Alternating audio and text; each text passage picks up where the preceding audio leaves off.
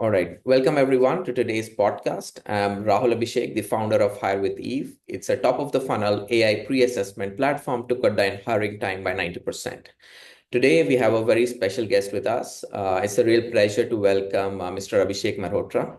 Abhishek is currently the CHRO of Yubi, a corporate debt solution company currently valued at $1.5 billion. And he's had a long career as an HR leader. And previously, he has worked with major organizations such as TikTok and Huawei. Abhishek, welcome to the podcast. And if I would request you to give us a short introduction of yourself, and then we'll deep dive into some interesting questions with you. Thank you for having me, Abhishek. I think it's always great to speak and always great to share ideas, listen to questions. Keeps us a little more clue to the reality beyond our immediate world. So, like you introduced, I think I've had a little over 2 decades of experience in various shapes and forms of technology world. That's where I've lived my life as a professional. So I've been started my career way back as an educator, L&D professional, evolved into an HR, and then last few stints leading HR in different kind of challenges. And now part of Yubi. This is the largest and the fastest growing platform of an end-to-end great ecosystem that gets service. And we've had a phenomenal run so far, and many more years to go. So thank you so much for having me in. Great to have you here, Abhishek. So let us start with an interesting and unusual question that we have for our guests. If you would think that HR were a superhero, and they are actually superheroes, what would be their unique superpower? And on the flip side of the coin, what would be their kryptonite? Yeah, I guess, yeah, superhero, but a lot of times unsung superheroes. That's what I call because we are working a lot behind the scenes. Yeah. But yeah, interesting. Let me just think for a second. So I think it's not about HR. I think anyone. I think if someone was to give me a choice, I would say the power to predict what's coming up. And why? Because I think that's exactly what everyday people in different parts, but especially in HR, want to know. How is my employee? How is my sentiment? How's the culture evolving? What's changing in the market? What would impact us? Are we ready for future? So I think if I had the superpower, then obviously to see a little ahead and see if my organization is ready for it or not. So I think that's one thing that I would love to have. All right.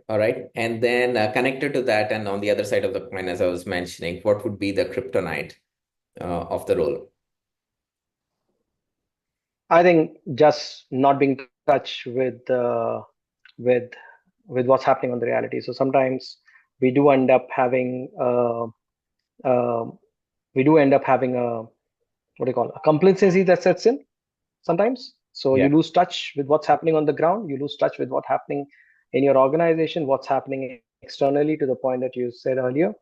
So I guess when that happens, HR is more of a partner to business growth, and people for any org are the biggest assets. You see that line being used so many times. True. But are you making your organization ready? And that happens when you're staying close connect with the ground, with the pulse on the ground, and what's happening outside. So I think complacency is one thing that I would always kind of keep an eye out. Okay. Makes sense. And now, Abhishek, you've been in the leadership role across various organizations and fast-growing organizations globally. What is your vision for the HR's role in driving business growth? So I think beyond the day-to-day operations, HR is not about hiring. It's not about promotions. It's not about doing rewards. It's not about learning paths.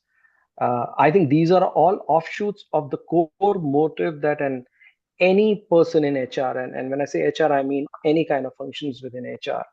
What you have to do is, are you really partnering with the business? Are you making the business successful? Your stakeholders, your business leaders, uh, and again, irrespective of whichever industry you are in. So HR role is very, very strategic to make the business grow, to succeed in your objectives. Now, that I think is the core mode for anyone working in HR. Right. So when you are a strategic partner, what that means is you understand the business, you understand what are the drivers, what are the derailers, and you equip your team and especially your leaders that you work with to evolve it. So that's, I think, the fundamental bedrock foundation for anyone in HR role. I think two more things. I think the second role for anyone in HR and anyone in my role um, as well is to continuously look at whether you have the right talent to lead the organization, to work in a team. Do you have the right density of the talent, and are you increasing it continuously? Because when you're building teams, it's not about hiring, but it's also about skills that are suitable in that time or in that times of challenge that the business might be going through. So having the right talent density by aligning your business objectives and the kind of talent you need. And HR job is always to kind of keep an eye out whether you have the best people manning the best positions. Yeah. It's like a game, right? A 90-minute soccer game or a Yeah. 1 day of cricket or a 5 day of test game. Eventually, what does the captain do? They look at the best people manning the best positions. And that's exactly what an HR job is, to help their leaders get the best people and man the best position with the best people. So having the right talent density for the org. And I think the third key aspect is um, more as a soundboard as well as a conscious keeper for the organization on how the culture is evolving and is it evolving with time. Yeah. So when you create a work environment where people are genuinely engaged, they're valued, and both these things depend on how well they buy into the vision of the organization. People understand what their work means for the success of the org and not only themselves.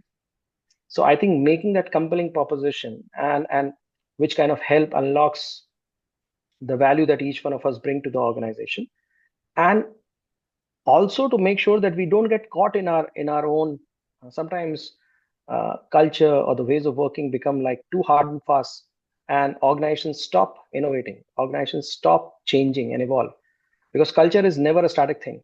Yeah. It's always evolved with time and the things around. So I think uh, the third key role for anyone in HR is to build and evolve the culture with the changing times. And we've Right. seen a phenomenal change in the last few years across the globe with COVID and post-COVID and pre-COVID. So I think these are the times when the metal of the HR team comes out in true sense. Yeah, yeah, yeah. Makes a lot of sense. Makes a lot of sense. Now, another interesting question that we had for you was that you've worked in various industries from entertainment to communications and now in the finance world. The vision that you have for the HR that you just outlined makes a lot of sense and holds true for any type of organization. But then, having worked in three different industries, how do you then keep up with the changing then culture, changing trends, and how do you then ensure that the organization where you're at is in fact future ready? See, I'm not sure if organization is ever perfectly future ready. We Yeah, always strive for it because something which is unpredictable, we will never be like 100% ready for it. But you always keep on striving to it. So I don't know if I do that effectively, and is that something that's always on the dot. But I think one of the simplest ways is first of all, listen to your people. I think no organization can be future ready if you're not listening to your own folks. A lot of collective wisdom resides within an organization of any shapes and size. There are so many people. There are people who join you from different organizations. There are people who leave you. There are people who have worked with you for a long time. There's some people who are very new. You have people who are coming from campus fresh out of college. This itself is like a melting pot of ideas, thought process, feedback. you're So right. I think listening to your own people is the first step to kind of do, if you want to even think about how is your organization in the right direction, is it going to be future ready? Because if you want to, so being ready for future means what? That your organization is constantly evolving, you are embracing the change. And for embracing the change, the first step is to know what has to change, and that comes from your own folks. So listening to your own team, own people is the first step. I think second is like what we do at UB as well, is we continuously keep on asking ourselves, are we in the right direction? Are we fast enough? Are we able to deliver things on time?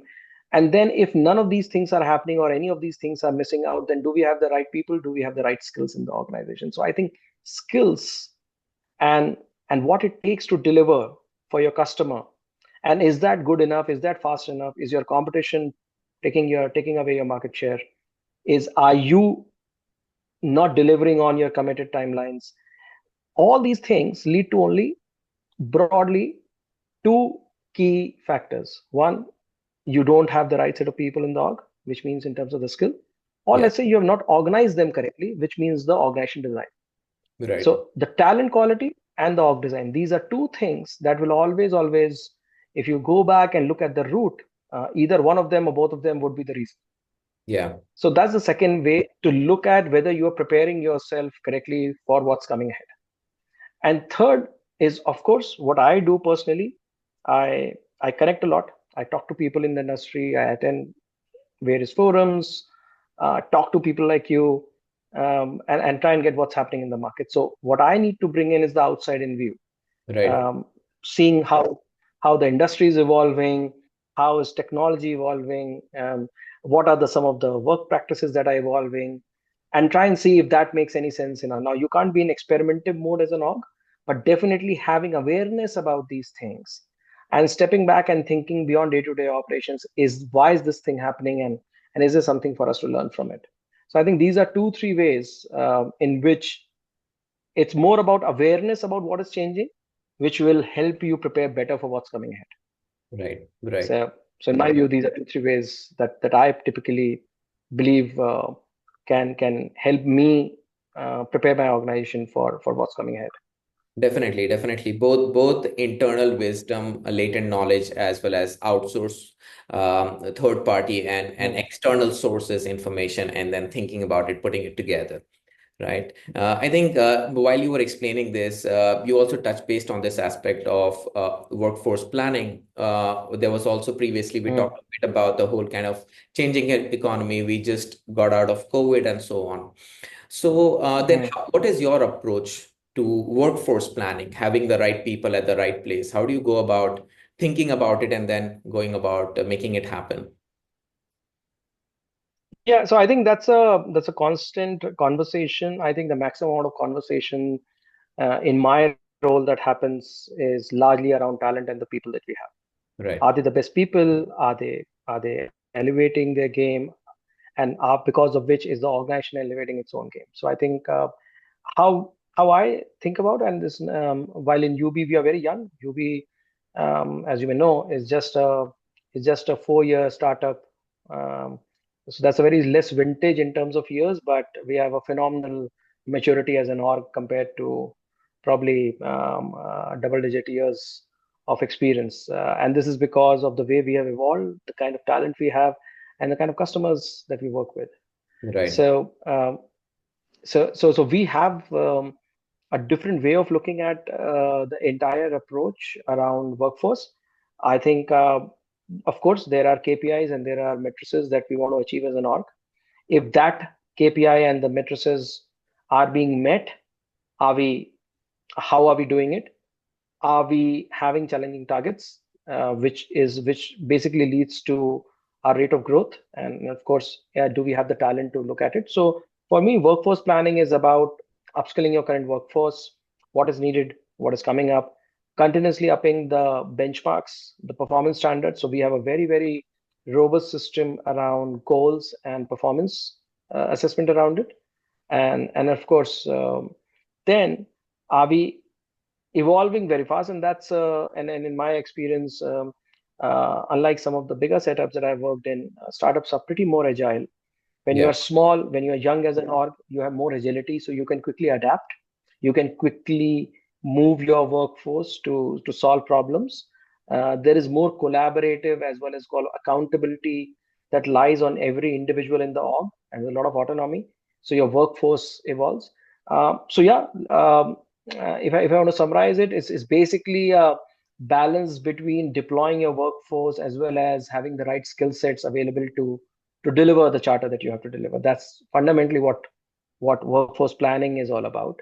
And of course, given the complexity of the org, the size and the scale, those numbers and those processes are deployed. But so again, going back, if we are aware about what it will take us to reach the next milestone, and then tying it back to say, okay, do you have the people who can take it there, and do you have the right skills in those people to make it successful? I think that itself is fundamentally what workforce planning um, objectively does. Yeah, yeah. Of course, of course. I mean, that is the core, in a way, outcome and goal of workforce planning.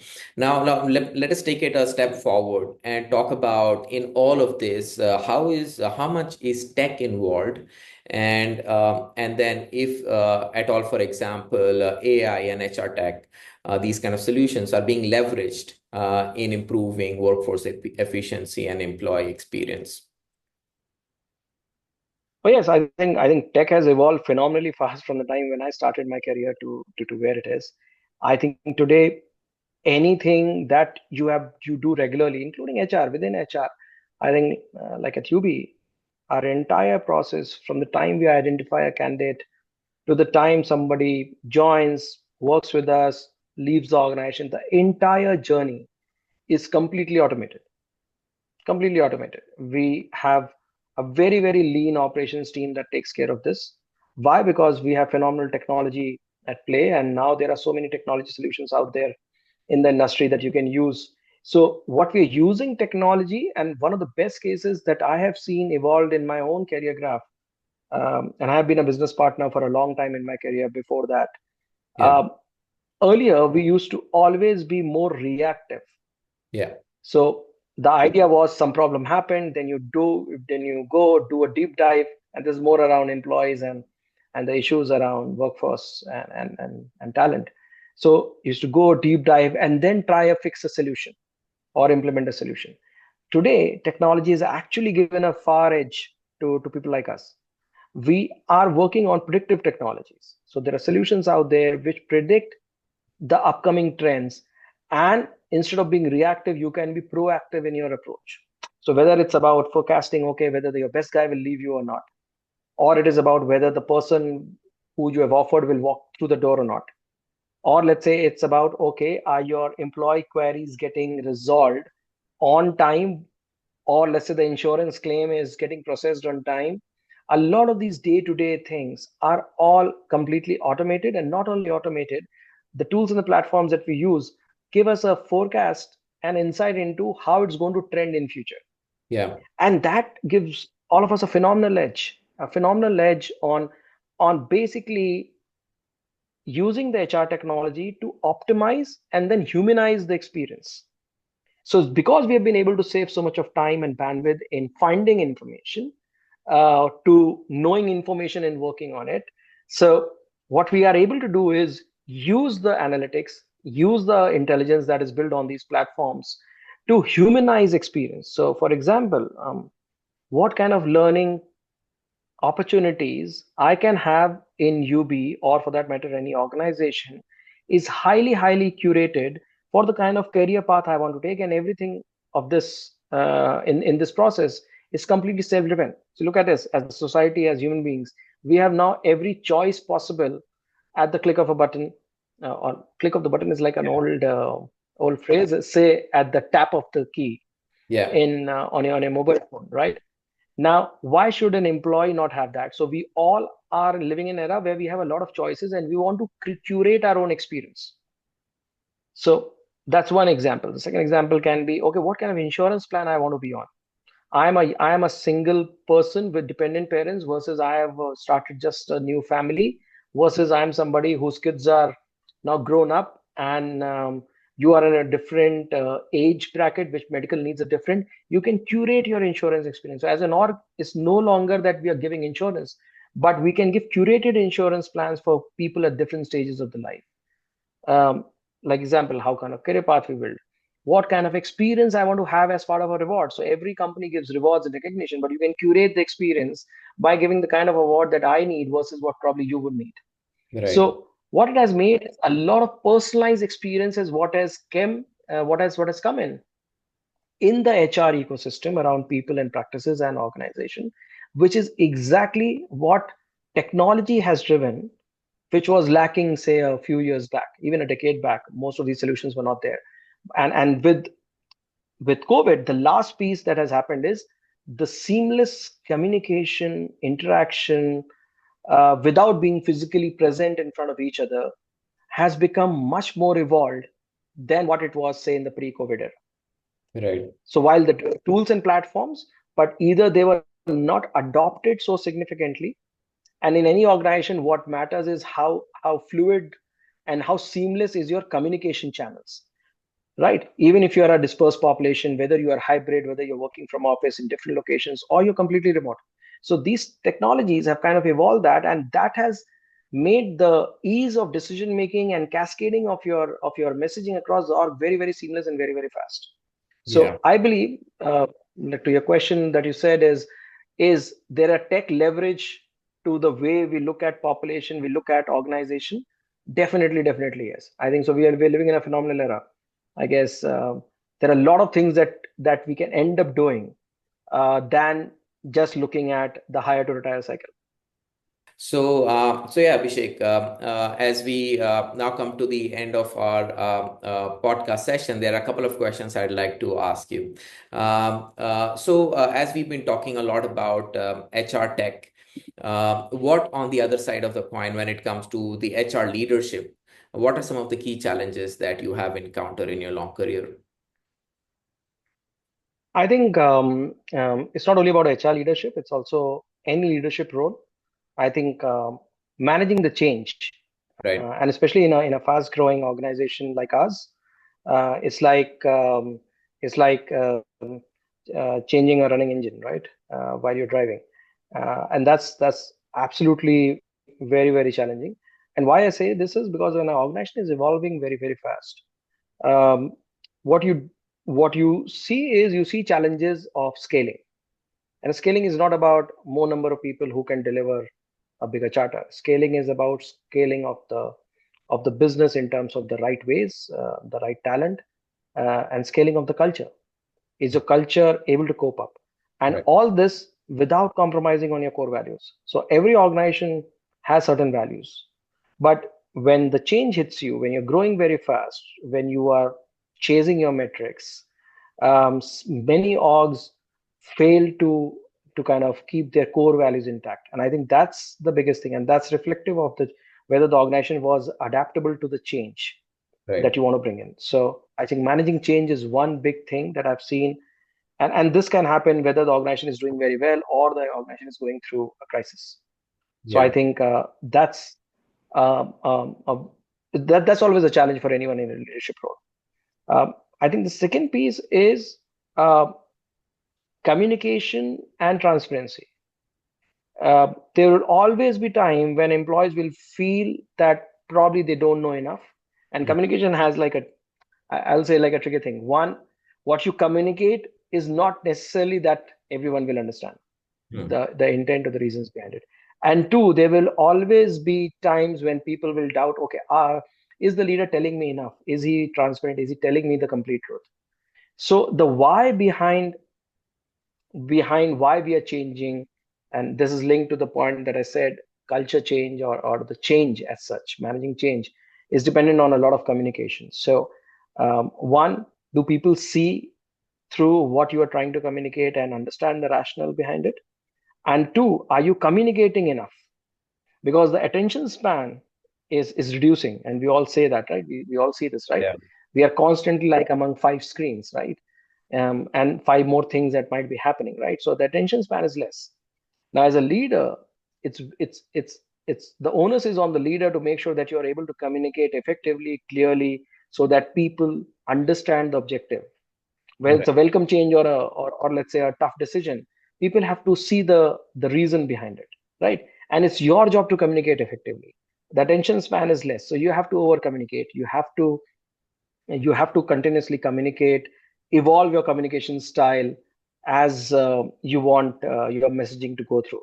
So I think in my experience, as a leadership role, including HR, I think managing change, and to do that, having a very, very robust communication strategy and your own style makes a lot of difference. And that is always going to be a challenge, because there will never be the best process, best way to communicate.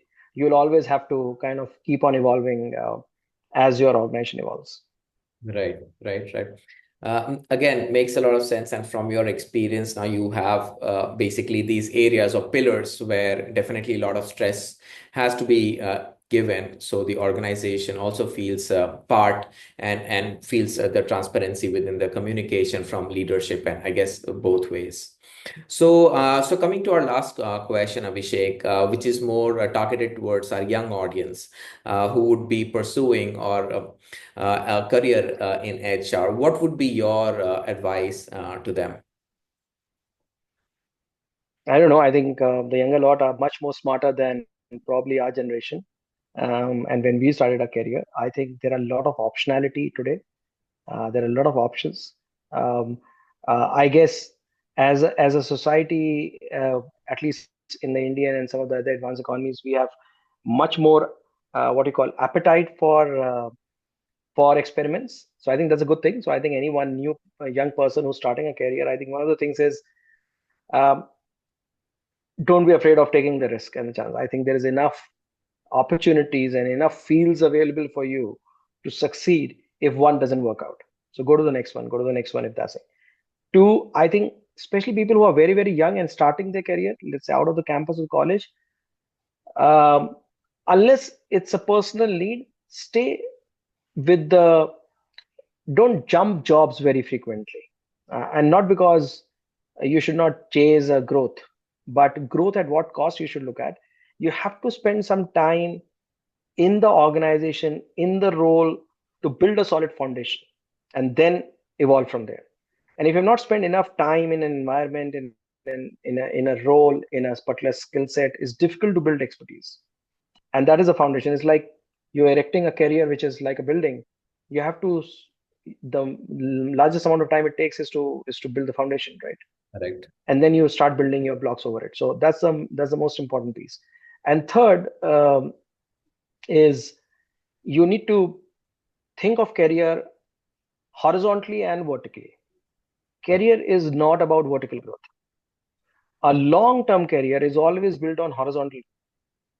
So look at horizontal growth. But what I mean by horizontal growth is, if today you are a front-end developer, try going full stack. Right. Rather than saying, okay, from a developer, I will become a lead. That's vertical growth, but that's not going to help you in the long run.